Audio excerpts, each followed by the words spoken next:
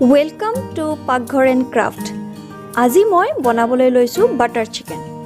নৰমালি butter চিকেনত মাংসখিনি grill কৰি লয় নতুবা ওভেনত বনায়। কিন্তু আজি মই চিকেনখিনি পেনতে ফ্ৰাই কৰিম। তাৰ পিছত গ্ৰেভিত দিম। আৰু আপোনালোকৰ ওচৰত ওভেন নাথাকিলেও সেই ৰেষ্টুৰেণ্টৰ দৰে বাটাৰ চিকেনৰ সোৱাদ পাব। তেনেহলে আহক পলম নকৰি বনোৱা প্ৰচেছটোলৈ আগবাঢ়ো। মই পিয়াজ, নহৰু আৰু আদা লৈছো। ইয়াৰ মই এটা ধুনীয়া পেষ্ট বনাই লম। নেক্সট মই মাংসখিনি ভালকে ধুই ললো। সৰু চামুচে এচামুচ চেনি দিব। নিমখ আন্দাজ মতে দি ল'ব। এচামুচ হালধি দিব। এচামুচ কাশ্মীৰী লাল মিৰ্চ পাউডাৰ। আধা চামুচ গৰম মছলা পাউডাৰ। এচামুচ ধনিয়া পাউডাৰ আৰু এয়া আদা নহৰু আৰু পিয়াজৰ পেষ্ট।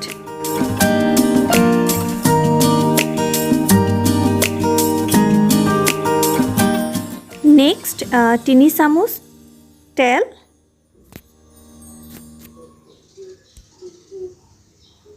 আধা কাপ দৈ,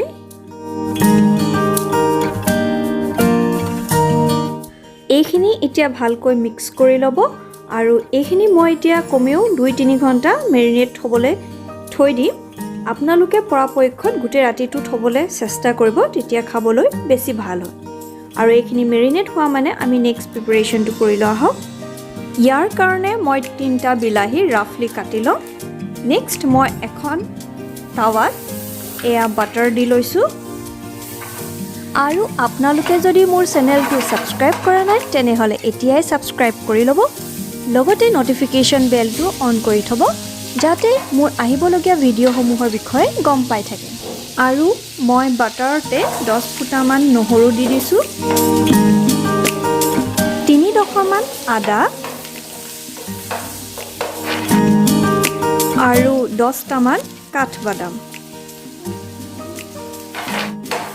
এতিয়া এইখিনি অকণমান লৰাই লওঁ। নেক্সট মই সেই কাটি থোৱা বিলাহীখিনি দি দিছোঁ। আৰু এইখিনি মই একেবাৰে বিলাহীখিনি কোমল হোৱালৈকে ভাজি লওঁ। এয়া চাওক আমাৰ বিলাহীখিনি কোমল হৈছে। এতিয়া এইখিনি মই ঠাণ্ডা হ'বলৈ দিম। তাৰপিছত এটা ধুনীয়া পেষ্ট বনাই লওঁ। আৰু এয়া চাওক, এয়া মই এটা কেৰাহীত বাটাৰ দিছোঁ। আৰু বাটাৰখিনি গৰম হ'লত মই এই মাংস পিচ কেইটা দি দিছোঁ। আৰু জুইটো বৰ বেছিও নাৰাখিব, একেবাৰে কমতো নাৰাখিব, মিডিয়ামত ৰাখিব। আৰু একেবাৰতে গোটেইখিনি দিবলৈ চেষ্টা নকৰিব, কমকৈ দিব, কমকৈ ফ্ৰাই কৰিব। আৰু এয়া চাওক মই পলটাই দিছোঁ। 2টা ছাইডে আমি ভালকৈ ফ্ৰাই কৰি লওঁ।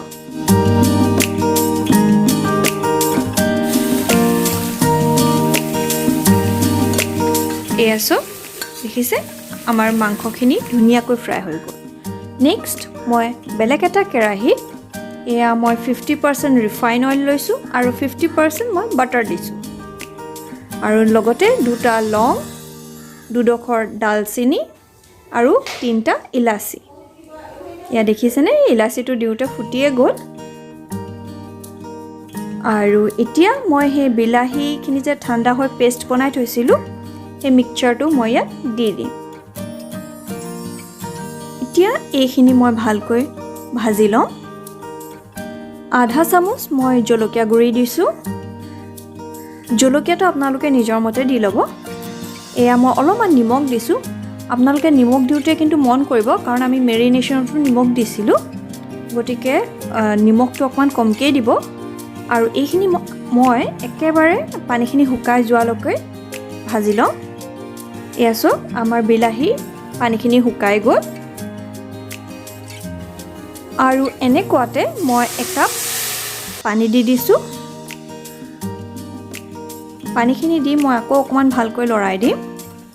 পানীখিনি দিয়া পিছত অলপ দেৰি পিছতে মই এই ফ্ৰাই কৰা চিকেন পিচ কেইটা দি দিম। চিকেন পিচ কেইটা দিয়াৰ পিছত আকৌ ভালকৈ লৰাই লওঁ যাতে মছলাখিনি ধুনীয়াকৈ মাংসত লাগি যায়। এয়া চাওক আমাৰ মছলাখিনি মাংসত ধুনীয়াকৈ লাগি গ'ল আৰু এতিয়া মই আকৌ পানী অকণমান দি দিছোঁ আৰু এই পানীটো আপোনালোকে নিজৰ মতে দি ল'ব। কিমান গ্ৰেভি কৰিব বিচাৰিছে সেই মতে পানী দিব। আৰু এয়া চাওক মই পানীখিনি দিয়াৰ পিছত এতিয়া পুনৰবাৰ ঢাকনখন লগাই দিছোঁ আৰু ভাল উতল এটা আহিবলৈ দিম। আৰু উতলটো অহাৰ পিছতে মই আকৌ আধা চামুচমান গৰম মছলা দি দিছোঁ আৰু গৰম মছলা দিয়াৰ পিছত মই আকৌ ভালকৈ লৰাই দিছোঁ আৰু ইয়াৰে অকণমান গ্ৰেভি মই বাতি এটাত সাইড কৰি লৈছোঁ আৰু এয়া কিহৰ কাৰণে লৈছোঁ সেয়া আপোনালোকে গম পাব। আৰু আপোনালোকে পৰাপক্ষত ক্ৰীমটো ডাইৰেক্ট মাংসতে দি নিদিব। মই কৰা দৰে অলপমান গ্ৰেভি বাতি এটাত উলিয়াই ল'ব, তাৰপিছত তাত ক্ৰীম মিক্স কৰিব। আৰু এয়া চাওক মই ইয়াত এই চামুচখনে 2 চামুচমান ক্ৰীম সেই গ্ৰেভিত মিক্স কৰি ল'লোঁ, তাৰপিছতহে মই মাংসত দিছোঁ। আৰু এতিয়া এয়া চাওক মই বাতিটো অকণমান পানী দি আওখালি ইয়াতে দি দিছোঁ, তাৰপিছত ভালকৈ মিক্স কৰি লওঁ। লাষ্টত মই এয়া কচুৰি মেথি অলপমান হাতেৰে মোহাৰি এইদৰে দি দিছোঁ, তাৰপিছত ঢাকনখন লগাই দিব যাতে তাৰ ফ্লেভাৰটো মাংসলৈ আহি যায়। আৰু এয়া চাওক ক্ৰীমখিনি দিয়াৰ পিছত বৰ বেছি দেৰি ভাজি নাথাকিব, ভালকৈ মাংসখিনি মিক্স কৰি আপোনালোকে ফ্লেমটো অফ কৰি দিব।